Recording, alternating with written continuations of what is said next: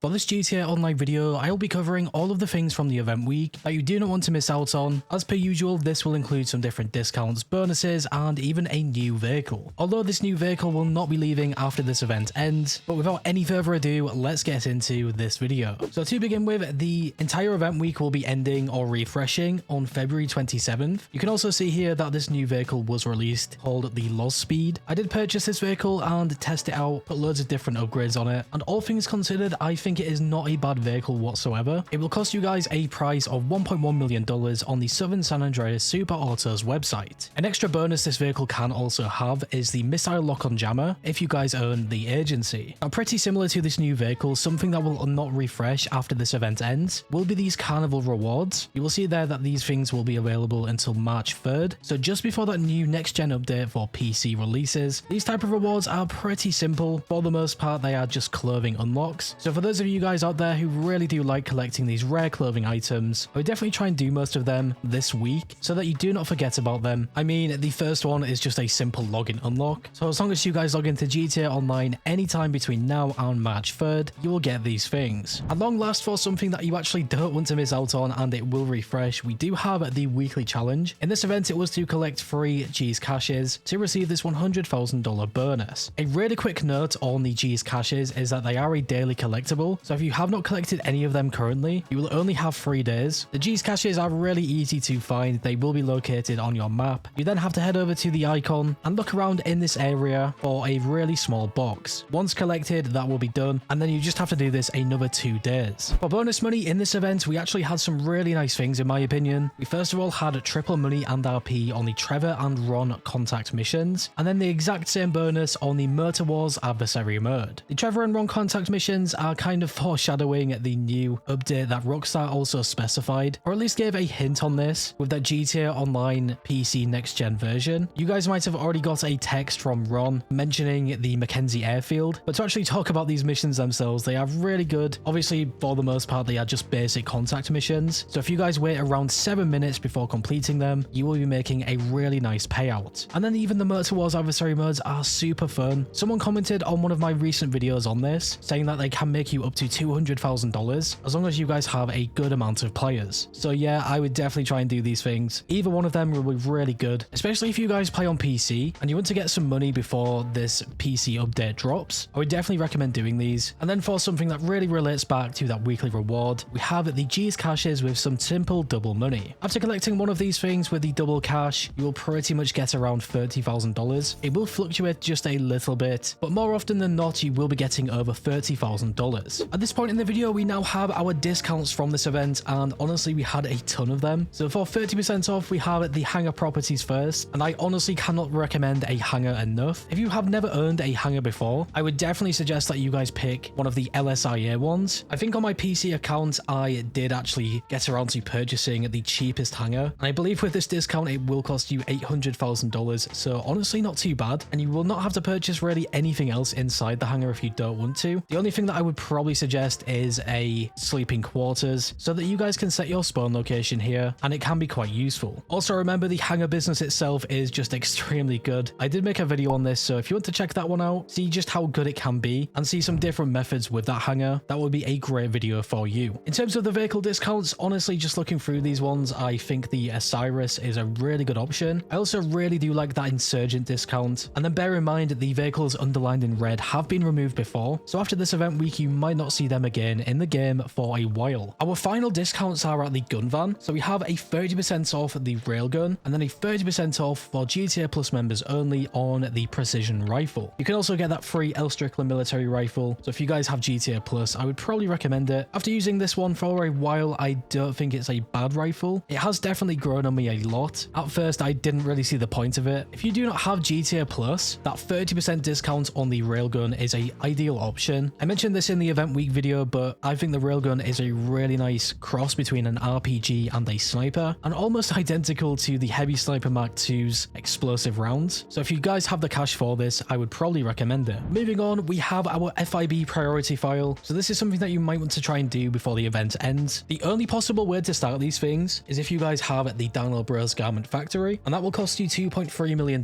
so it's not that cheap. But the way that I see this business itself is more of an investment. You guys will be making making this money back every single event, as long as you guys play these priority files. The standard files are also really good and can make you roughly around $150,000 without completing any challenges. Similar to the Daniel Bros Garment Factory and the priority files and normal files, you can also complete the Salvage Robberies. If you guys sell all of the vehicles this week, you can make just over $1 million. So the Salvage Yard might be a really nice investment if you guys do not have many businesses, or maybe are looking for a business, but just bear in mind you can only do this weekly unless you guys do a glitch to refresh the vehicles or something. But in terms of making money weekly, I think this is a really solid option. You can do these vehicles and then do the FIB Priority File at the start of each event week and make some really nice cash. You can see that the Salvage Yard robberies this week were the Gangbanger robbery for the Pegasi Infernus, which will sell for the most cash, then the Cargo Ship robbery for the Bravado Gauntlet Hellfire, and finally the McTurney robbery for the Urbe Tailgater S. Moving on again, the next thing that we have is our Lucky Wheel Podium vehicle. In this event it was the Albany Cavalcade